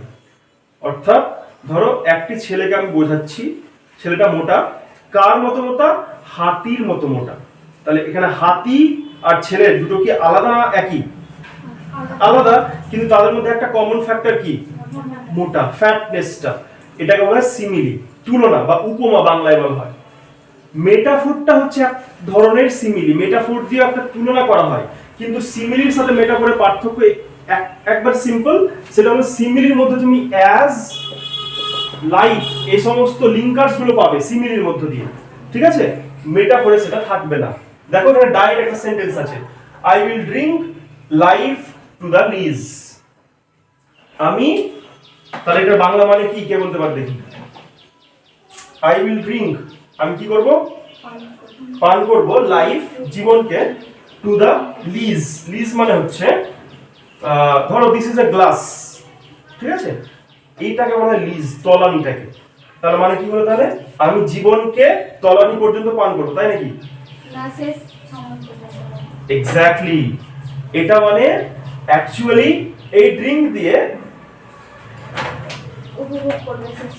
এক্স্যাক্টলি এই ড্রিঙ্ক দিয়ে অ্যাকচুয়ালি মদকে বোঝানো হয়েছে, ঠিক আছে? ওয়াইন। যেমন করে যারা ধরো এক পেগ এই মদ খায়, যারা দেখবে তো তারা খুব চিল্ড ওয়েতে মদটা খায়, একদম সিপ নিতে নিতে মদটা খায়। তো একটা ড্রাঙ্কার সে যখন ওয়াইনটা পান করছে, সে যখন খুব সুন্দর মনোরম ভাবে প্লেজার ওয়েতে মদটাকে একেবারে তলিয়ে তলিয়ে একেবারে গ্লাসের তলানি পর্যন্ত পান করতে চায় বা পান করে, ইউলিসিস জীবনকে তুলনা করলেন মদের সাথে। এখানে life is compared with wine. যেমন করে একটা ড্রাঙ্কার, যেটা বললাম, সে যেমন ড্রিঙ্ক করে মদ ওয়াইনকে তলানি পর্যন্ত, ইউলিসিস ও জীবনের প্রত্যেকটা মোমেন্টকে পজিটিভলি ইউটিলাইজ করতে চায়। তাই সে জীবনের 67 বছর বয়সে এসেও হাল ছাড়েনি, কারণ সে মনে করে এখনো আমার কাছে 3টে বছর রয়েছে। তাই সে বলছে I can not rest from travel, আমি কখনো ট্রাভেল থেকে নিজেকে বিরত রাখতে পারবো না। আই অ্যাম আ ওয়ান্ডারার, ঠিক আছে? I will drink life to the lees, এই লাইনটা প্রচন্ড ইম্পর্টেন্ট এই কবিতার জন্য। পরীক্ষার প্রশ্ন দিয়ে দিবে, দিয়ে বলবে যে this is an example of metaphor, simile ইত্যাদি, তখন তোমাকে বলতে হবে। বা এখানে কিসের সাথে কিসের তুলনা করা হয়েছে তখন তুমি বুঝতে পারবে না, তাই এখানে লাইফের সাথে, মদের সাথে লাইফকে তুলনা করা হয়েছে। বুঝতে পারছো? এটা কেন মেটাফোর? এখানে অ্যাজ বা লাইক নেই, তোমাকে বুদ্ধি খাটিয়ে মানে সিমিলারিটিটা ড্র করতে হচ্ছে। বোঝা গেল? তাহলে এটা হচ্ছে মোটো। এটা তোমরা তোমাদের প্রত্যেকে তার তোমাদের টেবিলের সামনে লিখে রাখতে পারো, I will drink life to the lees. অর্থাৎ এই কবিতাটা কিন্তু এমনি এমনি তোমাদের সিলেবাসে দেওয়া হয়নি। This is a motivational poem, this is a philosophical poem. এই কবিতাটা তোমাকে এটা শেখায়। আমি এর আগের দিন বলছিলাম না যে হোয়াট ইজ লিটারেচার? লিটারেচার তোমাকে শেখায় ডিসিশন নিতে। লিটারেচার তোমাকে কখনো গিভ আপ করতে শেখায় না। তুমি যদি ইউলিসিসের এই স্পিরিটটাকে বুঝে নাও, ইউলিসিস হচ্ছে এমন একজন মানুষ যে বারবার আঘাতপ্রাপ্ত হয়েছে, বাঁকা হয়েছে, কিন্তু কখনো মুচকে গেছে, কিন্তু কখনো ভেঙে যায়নি, রাইট? জীবনে কখনো হার মানতে শেখেনি। লাইফে অবস্টাকলস প্রবলেম সেগুলো আসবেই, কিন্তু সেগুলোকে সে ওভারকাম করতে বলেছে। এই জন্য কি মৃত্যুর আগে পর্যন্ত আমাদেরকে সব সময় এন্টারপ্রাইজ করে যেতে হবে, চেষ্টা করে যেতে হবে। এটা হচ্ছে কবিতাটার মোটো। ক্লিয়ার? দেখো এই পর্যন্ত কার কোনো সমস্যা? All times I have enjoyed greatly, have suffered greatly, both with those that loved me and alone on shore, and when through the scudding drifts the rainy Hades vexed the deep sea. কি বলছে দেখো, all times I have enjoyed greatly। তোমাদের প্রত্যেকের জীবনে, আমাদের মানুষের প্রত্যেকের জীবনেই সুখ আছে আবার দুঃখ আছে, তাই তো? এটাই মানুষের জীবনের বৈশিষ্ট্য। না কেউ যদি সারা জীবন শুধু সুখেই থাকে, তাহলে কি তার লাইফের কোনো অস্তিত্ব বা সিগনিফিকেন্স থাকবে? আমাদের জীবনে দুঃখ আছে, সেটা হতে পারে কোনো লস, হতে পারে কারো মৃত্যু, তোমার কিছু চুরি হয়ে গেছে, বা তোমরা উঠবি সব কি বলবো সিটিজেন, বা উঠবি তোমরা অ্যাডাল্ট, তোমাদের লাইফে ব্রেকআপ বলে একটা কনসেপ্ট আসতে পারে, সেটাও তোমাদের লাইফে একটা লস, ট্র্যাজেডি। তো এবার তুমি যখন কারোর সাথে রিলেশনশিপে ছিলে, বন্ধুত্বের সম্পর্কে যখন ছিলে, তখন খুব হ্যাপিনেসে ছিলে, কিন্তু যেই বন্ধুত্বের সম্পর্কটা ভেঙে গেল, তুমি একেবারে অসহায়, একেবারে নিরাশ। অর্থাৎ তুমি আনন্দটা ভালোভাবে এনজয় করেছো, কিন্তু দুঃখটাকে কোট আনকোট এনজয় করতে পারছো না। ইউলিসিস বলছে এই ধারণা করাটাই ভুল। All Times I have enjoyed greatly, আমাদেরকে বলছে যে আমরা, বা তার সামনে যারা অডিয়েন্স আছে তাদেরকে বলছে, আমি সব সময় যখন সুখের সময় এসছে সেটাকে গ্রেটলি এমফাসাইজ করেছি, খুব সুন্দরভাবে এনজয় করেছি, সেটার তলানি পর্যন্ত এনজয় করেছি। I will drink life to the lees. সাথে সাথে হ্যাভ সাফার্ড গ্রেটলি, কিন্তু যখন দুঃখের সময় এসেছে সেই সাফারিংটাকেও এনজয় করেছি। তোমাদের এটা একটু নেগেটিভ বা খটকা মনে হচ্ছে না, যে সাফারিংকে আবার কিভাবে এনজয় করা যায়, তাই না? কিন্তু এনজয় করা যায়। This is the meaning of life.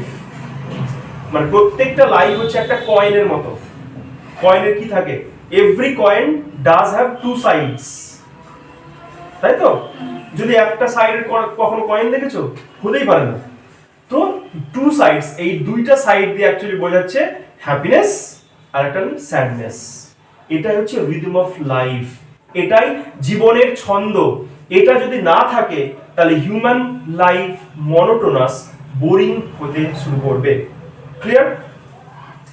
Both with those that loved me and alone, যখন আমার সুখের সময় এসেছিল তখন আমি অনেকের সাথে, আমার সাথে যারা ছিল তাদের সাথে এনজয় করেছি। অপরদিকে অ্যান্ড অ্যালোন, যখন আমার সাফারিং এর সময়, দুঃখের সময় এসেছে, তখন আমি সেটাও একাকী এনজয় করেছি। অর্থাৎ তিনি বলছেন লাইফের যেই মোমেন্টটা আসুক না কেন, হোক সেটা ভালো হোক সেটা খারাপ, সেটা আমাদেরকে পজিটিভলি তলিয়ে তলিয়ে এনজয় করতে হবে। ওকে? অন শোর and when through the scudding drifts the rainy Hades vexed the dim sea। এখানে একটু বোঝার ব্যাপার আছে। শোর, শোর মানে জানো? SHORE, anybody? উপকূল, সমুদ্রের উপকূল থাকে না? অন শোর and when through scudding drifts the rainy Hades। শোর, মানুষ অনেকে দেখবে দীঘা ঘুরতে যায়, কেন যায়? ইয়েস, নিজের একটু হ্যাপিনেসের যে একটা খিদা, সেটাকে মেটাতে যাই। তিনি বলছেন এখানে সোর দিয়ে অ্যাকচুয়ালি হ্যাপিনেসকে বোঝাচ্ছে। ঠিক আছে? যে আমার লাইফে যখন আমি সোরে গেছি, মানে আমি যখন উপকূলে গেছি, যখন সমুদ্রের সেই প্লেজারটাকে এনজয় করার জন্য গেছি, আমি ফ্রুটফুলি 100% দিয়ে এনজয় করেছি। আবার when through scudding drifts the rainy Hades, এখানে রেনি হিয়াডিস কথাটা ইম্পর্টেন্ট। আবার হিয়াডিস হচ্ছে গ্রিক মাইথোলজি অনুযায়ী একটা কনস্টিলেশন। তোমরা সপ্তর্ষি মণ্ডল বলে একটা কনসেপ্ট আছে, শুনেছো? এইটা হচ্ছে একটা 7টা নক্ষত্রের একটা মণ্ডলী, সেটাকে হিয়াডিস বলা হয়। কনস্টিলেশন মানে অনেকগুলো তারা, 7টি তারার সমাহার। এটা দিয়ে অ্যাকচুয়ালি বোঝাতো যে ঝড় আসছে। কি বলছে? ভেক্সড দ্য ডিম সি। ভেক্সড মানে তোলপাড় করে দেওয়া। অর্থাৎ দেখো, একটা দিয়ে জাস্ট সোর মানে যখন মনোরম একটা প্লেজার, যখন এনজয় করার টাইম আসছে, হ্যাপিনেসের টাইম আসছে, তখন সে এনজয় করেছে।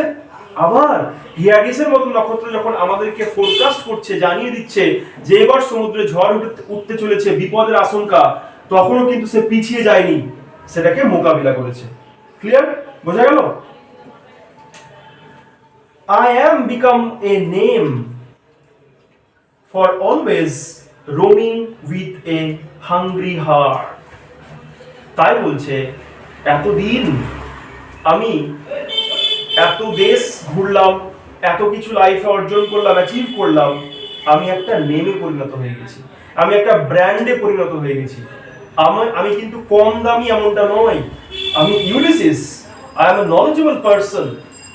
কিন্তু তিনি একটু পরে বলবেন যে আমি নলেজে, এত নলেজ অর্জন করে আমার কি মনে হয় সেটা একটু পরে বলবে। আসছি দেখো, for always roaming with a hungry heart. এই কথাটা ইম্পর্টেন্ট। হাংরি হার্ট মানে কি রিয়া? হাংরি হার্ট বলতে কি বোঝাচ্ছে? হাংরি মানে কি? ক্ষুধার্ত। কি হার্ট মানে? মন ক্ষুধার্ত হয় না, সে খিদে আমাদের কোথায় পায়? তাহলে বলো, এক্সপ্লেন করো, বলো। মনের মধ্যে দাগ, রাগ? নো, ঠিকই বলেছে, এটা মনের খিদা। আমি ওটা বলছি না, বলছি কি খিদা কি মানে মনের খিদা আমাদের পেটে লাগে তো, তাই তো? কিন্তু এখানে বলছে মনের খিদা। এখানে অ্যাকচুয়ালি এই টেকনিকটাকে বলা হয় পার্সোনিফিকেশন, মানে মানুষের খিদে পায় তো, মনের খিদে পায় না তো, তাই তো? তাহলে এখানে হার্টটাকে দেখো একটা মানুষের মতো ট্রিট করা হয়েছে। এটাকে ফিগার অফ স্পিচ অনুযায়ী বলা হয় personification.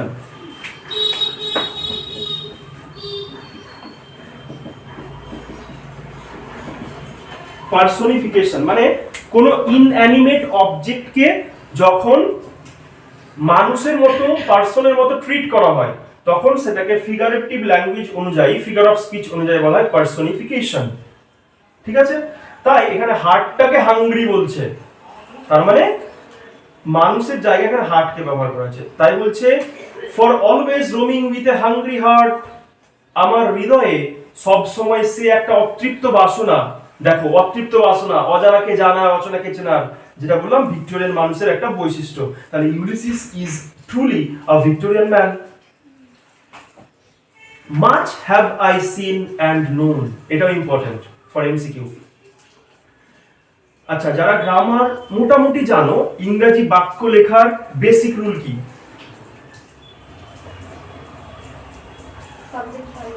Exactly, very good. SVO বলা হয় একসাথে, সাবজেক্ট ভার্ব অবজেক্ট এগ্রিমেন্ট, তাই তো? I go to school, I subject, go হচ্ছে ভার্ব, টু স্কুলটা অবজেক্ট।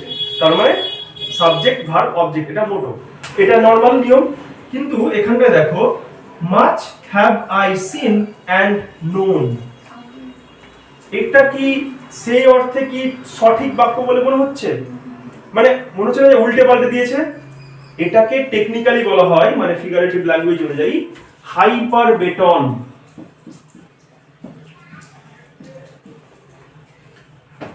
বাড়ি গিয়ে যখন পড়বে কবিতাটা, আবার যখন রিড করবে, তখন দেখবে কতগুলো ইনফরমেশন পাচ্ছ। হাইপারবেটন বাক্যের যে গ্রামাটিক্যাল সেন্স বা অর্ডার, সেটাকে উল্টে পাল্টে দেওয়া হয়, তখন সেটাকে, এটা কিন্তু তুমি করলে কিন্তু পরীক্ষার খাতায় নাম্বার কেটে নেবে মাস্টারে, মানে এটা কিন্তু তোমার অধিকার নেই, এটা কবি, তাই তাদের পোয়েটিক লাইসেন্স বলে একটা কনসেপ্ট আছে, সেটা তারাই করতে পারে। হাইপারবেট অর্থাৎ বাক্যের যে নর্মাল গ্রামাটিক্যাল অর্ডার থাকে সেটাকে উল্টে পাল্টে দেওয়া হয় কবিতার স্বার্থে বা লেখার স্বার্থে, কি বলা হয়? হাইপারবেটন। ঠিক আছে? হ্যাঁ, মানেটা তো আবার বললাম যে তুমি কিন্তু এটা অ্যাপ্লাই করতে পারবে না। মানেটা কি? এটা কি বলতে দেখো, মানে এটা যদি আমি ঠিকভাবে দেখি, much have I seen and known, তাহলে এটা হতো I have seen and known much, এটা নরমালি হতো তো। মানেটা কি? Much have I seen and known, মানে এটা কবিতার স্বার্থে তিনি লিখেছেন। বুঝতে পেরেছো? এটা কবি, মানে তুমি যদি পরীক্ষার খাতা লিখো তাহলে পরীক্ষা নাম্বার কেটে দেবে, মানে গ্রামাটিক্যালি এটা ভুল কিন্তু টেকনিক্যালি এটা ঠিক। ঠিক আছে, much have I seen and known, আমি অনেক কিছু জেনেছি, অনেক কিছু দেখেছি। Cities of men and manners, climates, councils, governments. আমি কি কি দেখেছি? 20 বছরের এক্সপিরিয়েন্স, আমি জীবনের একেবারে শেষ মুহূর্তে এসে পৌঁছে গেছি, এত কিছু দেখেছি, অনেক ম্যানার্স দেখেছি, অনেক সিটিজ দেখেছি, অনেক ক্লাইমেটস, মানে তাদের ম্যানারিজম, তাদের কালচার, তাদের কাউন্সিল, তাদের গভর্নমেন্ট সিস্টেমস, তাদের গভর্নমেন্টস ইত্যাদি।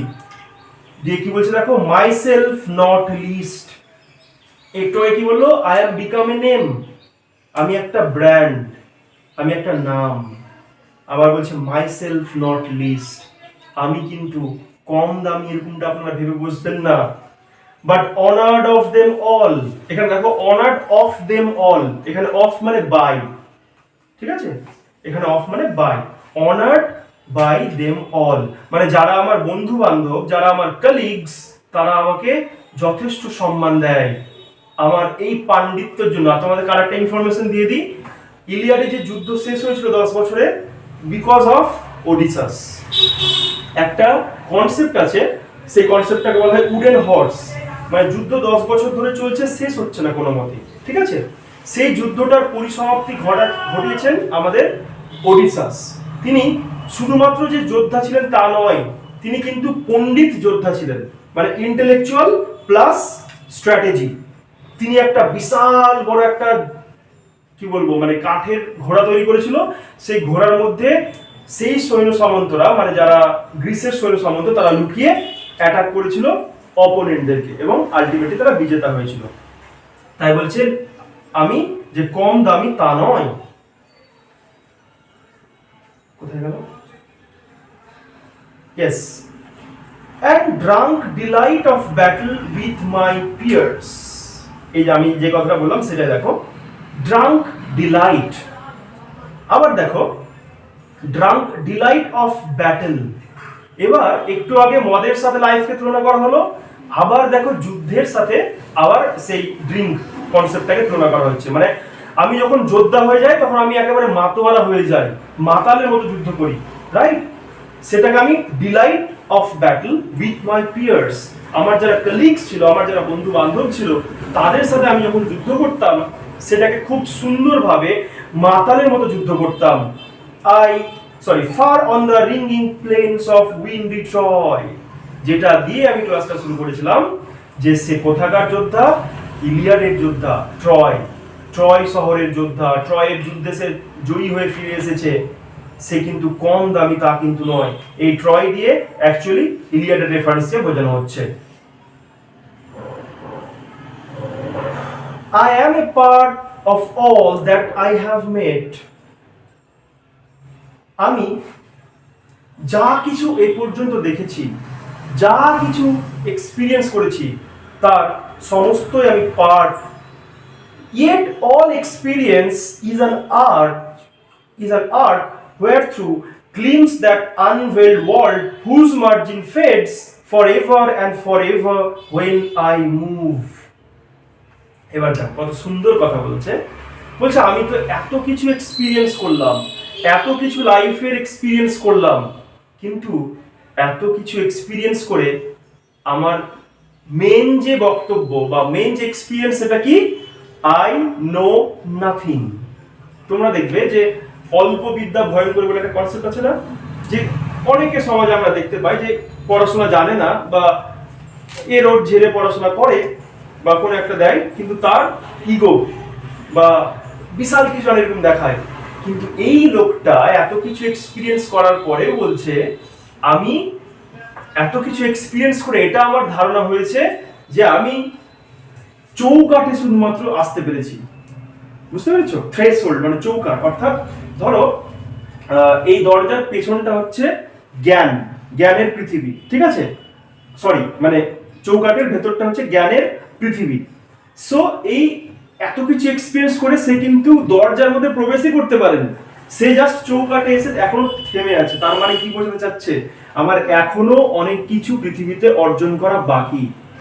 পৃথিবী, এই জন্য একটা কথা আছে না যে শিক্ষার কোনো বা নলেজের কোনো বয়স হয় না, শেষ হয় না, তাই তো। তো ইউলিসিস এইরকম একটা কথা বলছে।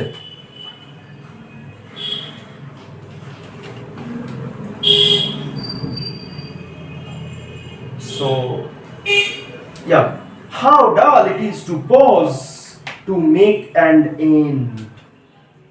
বলছে এটা কত বোকামি একটা ডিসিশন। আপনি যদি চেষ্টা করা ছেড়ে দেন তাহলে এটা একটা বোকার মতো decision. To rust unburnished, not to shine in use. আবার ইম্পর্টেন্ট এই লাইনটা, এটা হচ্ছে তোমার একটা মেটাফোরের এক্সাম্পল। তোমরা নিশ্চয়ই বিভিন্ন উইপন দেখেছো, হেসো, কাতি, তরবারি দেখেছো তো। সেটা যদি দীর্ঘদিন ধরে ইউজ না করা হয় তাহলে কি হবে, মরিচা পড়ে যাবে। তো সেই জিনিসটাকে, সেই মরিচা লাগা তরবারিটাকে, উইপনটাকে তুলনা করা হচ্ছে লাইফের সাথে। তুমি ধরো কোন একটা কাজ করতে চাইছো, লাইফে কিছু একটা করতে চাইছো, ধরো তোমাদের অ্যাম্বিশন হচ্ছে সবার 90% ইন এইচএস এক্সাম, তাই তো। কিন্তু তুমি এটা ভেবে রেখেছো তোমার এম, কিন্তু তুমি তোমার যে ব্রেন সেটাকে সান দিচ্ছ না, সার্ভ করছো না, তার মানে তুমি লেবার দিচ্ছ না, হার্ড ওয়ার্ক করছো না। তো তোমার কি তাহলে আলটিমেটলি 90% হবে? হবে না। সিমিলারলি যেমন করে একটি তরবারি যত্নের অভাবে মরিচা লেগে যায়, মরিচা ধরে যায়, একইভাবে আমরা যদি জীবনের থেমে যাই, মানে জীবনে যদি চেষ্টা করা ছেড়ে দিই, জীবনে যদি শিক্ষা নেওয়া ছেড়ে দিই, তাহলে আমাদের জীবনটা হয়ে যাবে সেই আনবার্নিশড বা আনফার্নিশড মরিচা লাগা সেই তরবারির মতো। And though to breathe were life piled on life were all too little, and on to me little remains. এই দেখো এই জায়গাটা ইম্পর্টেন্ট। The word breathe, এটা এরর কারেকশনে আসার সম্ভাবনা অনেকটাই বেশি। দেখো ব্রিথ, আরেকবার পড়ো সেন্টেন্সটা কি বলছে, as though to breathe were life। Breathe মানে কি, কে বলতে পারে, বলো। এটা পার্টস অফ স্পিচের কোনটা, কোন মানে পার্টস অফ স্পিচের কোনটা, ব্রিথ ওয়ার্ডটা পার্টস অফ স্পিচের কোন part, noun, pronoun, adjective, verb, কোনটা?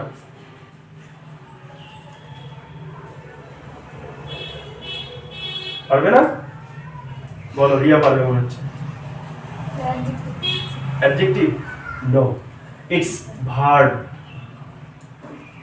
ই দেখো, বেদ, স্নান করা, এটার মানে হচ্ছে এটা ভার্ব। যখনই ই থাকছে ভার্ব, এটা কেটে দাও, বাথ মানে স্নান, নাউন। এটা কেটে দাও, ব্রিথ মানে শ্বাস, নাউন। আর ব্রিথ যখন ই হয়ে গেল তখন সেটা হচ্ছে ভার্ব। তাহলে এরর কারেকশনে তোমাকে হয়তো এটা দিবে না, দিয়ে বলবে যে কোনটা এরর আছে, এই ইটা দেবে না, তখন তোমাকে খুঁজে বার করতে হবে, ঠিক আছে। তাহলে সে বলছে, তাহলে যদি সত্যি এরকম হয়, থেমে যাওয়ার নামই যদি জীবন হয়, তাহলে তো শুধুমাত্র আমরা বেঁচে থেকে মরা মানুষ, মানে জিন্দা লাশ যেটাকে আমরা বলি, যে শুধুমাত্র শ্বাস নিচ্ছি, খাচ্ছি, দাচ্ছি, ঘুরে বেড়াচ্ছি, লাইক ওই ব্যারেন ক্র্যাকস, ওই সমস্ত ইথাকান পিপলদের মতো। Life piled on life were all too little, and on of to me little remains. বলছে আমাদের জীবন কটা, একটা, জাস্ট ওয়ান লাইফ। ভালো হলেও এটা, খারাপ হলেও এটা। কিন্তু আপনি যদি এইভাবে, আপনাকে যদি অনেকগুলো লাইফ একসাথে দিয়ে দেওয়া হয়, ইউলিসিস বলছে, তবুও কিন্তু আপনি কিছু করতে পারবেন না। আমার কাছে একটাই লাইফ, সেই একটা লাইফেরই জাস্ট কিছু পোরশনস এখন বাকি আছে। But every hour is saved from that eternal silence. দেখো ইম্পর্টেন্ট এই জায়গাটা, ইটারনাল সাইলেন্স বলতে কি বোঝানো হচ্ছে। Every hour is save. তোমাদের ব্যাংক অ্যাকাউন্ট নিশ্চয়ই অনেকের আছে, সবারই আছে ইনফ্যাক্ট। তো ব্যাংক অ্যাকাউন্টে টাকা থাকে, তো মানে পয়সা থাকে, তো তুমি নিশ্চয়ই টাকাটা রাখছো, তোমাকে একটা ইন্টারেস্ট বা যাই হোক কিছু একটা দেওয়া হচ্ছে। তুমি যদি টাকাটা ধরো তোমার 1 লাখ টাকা আছে, তো তুমি সেটা 10 বছরে নেবে, তাহলে একটা টাইমের পরে টাকাটা শেষ হবে না হবে না? হবে।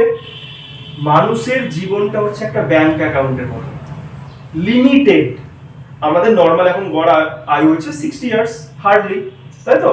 তো এই 60 ইয়ার্স এর থেকে তুমি 1 সেকেন্ড 1 চুল পরিমাণ বেশিও পাবে না, কমও পাবে না। তো বলছে এভরি আওয়ার ইজ সেভড। প্রত্যেকটা মুহূর্ত, প্রত্যেকটা টাইম সেভ করে রাখা হয়েছে আমাদের জন্য। কি হচ্ছে? From that eternal silence. Shakespeare বলেছে মানুষের জীবন হচ্ছে মৃত্যুর দিকে এগিয়ে যাওয়া, কবরের দিকে এগিয়ে যাওয়া। সেই ইটারনাল সাইলেন্স মানে হচ্ছে ডেথ, মানে মৃত্যুর পরে কি আর পৃথিবীতে আমরা ফিরে আসবো না। কেউ কবরে, কেউ শ্মশানে, রাইট, কেউ কফিনে, গ্রেভিয়ার্ডে চলে যাব। তো সেই আওয়ারটা ইটারনাল সাইলেন্সে যাওয়া, মানে যেটা হচ্ছে আফটার লাইফ, মানে ওর পর ওটা হচ্ছে ইটারনাল, ওটা শেষ হবে না। যেমন হিউম্যান লাইফের শেষ আছে, একটা তুমি পলিসি করলে 10 বছরের, 10 বছরের পরে টার্মিনেশনটা হচ্ছে, কিন্তু হিউম্যান লাইফ এই যে 60 ইয়ার্সের পর, সেটা যে তুমি মৃত্যুর পরবর্তী যে জীবনটা পাবে সেটা হচ্ছে ইটারনাল, সেটা শেষ হবে না। কেউ ভালো মানে ইয়াং তো ইয়াংই থেকে যাবে, এরকমটাই হচ্ছে। তাই বলছে আমাদের মৃত্যুর আগে পর্যন্ত প্রত্যেকটা মুমেন্ট একটু একটু করে শেষ হয়ে যাচ্ছে। Something more a bringer of new things and while it were for some 3 sons to store and hold myself, underline 3 sons। একটু আগে বললাম না 67 বছর বয়স, এটার থেকে আমরা এটা ধারণা করতে পারি যে অ্যাকর্ডিং টু ক্রিশ্চিয়ানিটি দ্য মানুষের গড় আয়ু হচ্ছে 70 বছর। তার মানে হচ্ছে 3 সানস, 3টে বর্ষ আমার কাছে রয়েছে। তার মানে তার বর্তমান বয়স হচ্ছে 67 বছর। যদি ট্রিকি কোশ্চেন করে এমসিকিউ এ, তখন তোমাকে কিন্তু বলবে যে according to the text the poem Ulysses is now কত এজ, তখন 4টে অপশন দিয়ে দিল। তুমি যদি ভালো করে টেক্সটটা না বুঝে থাকো তাহলে প্রবলেম হবে। তাহলে আমরা এখানে রেফারেন্সটা পেয়ে গেলাম, প্রমাণটা পেয়ে গেলাম, 3 সানস রিমেইনিং। বলছে আমার কাছে আর মাত্র 3টে আছে, কিন্তু 3টাও কিন্তু কম নয়, এরকম আপনি বলবেন। and this grey spirit yearning in desire to follow knowledge like a sinking star। Grey spirit, grey spirit যে অ্যাকচুয়ালি তার এজিং কোয়ালিটিকে বোঝাচ্ছে। মানুষ যখন বয়স হয় অটোমেটিকলি তো চুল দাড়ি সাদা হতে শুরু করে, তো গ্রে মানে ধূসর, সাদা, অর্থাৎ তার যে বয়স হয়েছে সেটাকে বোঝাচ্ছে। তো বলছে to follow knowledge like a sinking star. আমার কাজ হচ্ছে এটা হচ্ছে সিমিলি। কেন বলো তো? না, হ্যাঁ মানে কেন হঠাৎ করে আমরা সিমিলি বুঝে যাবো কি করে? একটা সুন্দর ট্রিক বলো।